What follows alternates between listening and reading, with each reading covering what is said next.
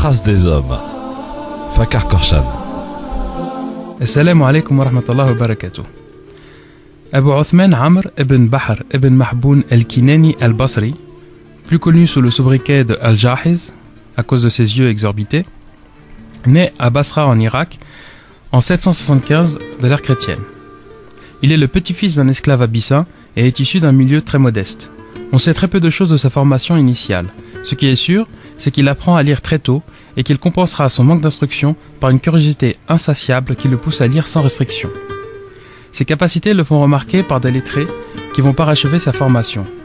En 816, il quitte Basra, voyage un moment et se fixe finalement à Bagdad, où il adhère au courant théologique mu'tazilite, qui ne tardera pas à devenir la doctrine officielle du califat abbasside sous El-Ma'moun. C'est ce calife qui attire Al-Jahiz à Bagdad, de même qu'il attire bon nombre de savants de l'époque, puisqu'il fonde la fameuse Maison de la Sagesse, un véritable centre de recherche cosmopolite.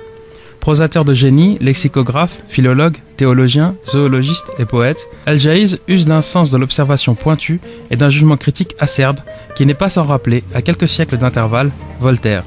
Ses ouvrages les plus fameux sont Kitab al-Hayawan, le livre des animaux, le Kitab al-Bayan wa Tabyin, le livre de l'exposé et de la démonstration, ou encore Kitab al-Bukhaleh, le livre des avares. Ces œuvres sont aujourd'hui encore au programme scolaire de beaucoup de pays arabes. Parmi ses idées les plus importantes, notons qu'Al-Jahiz fait partie des premiers penseurs musulmans à avoir évoqué la théorie de l'évolution.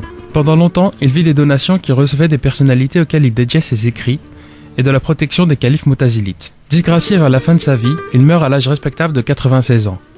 L'œuvre d'Al-Jahiz est tellement énorme qu'une légende entoure même sa mort, puisqu'il est dit que c'est sa bibliothèque qui l'aurait tué en lui tombant dessus. Nous verrons demain la figure de Al-Khwarizmi. Assalamu alaikum wa rahmatullahi wa barakatuh. C'était la chronique Traces des hommes présentée par Fakar Korshan.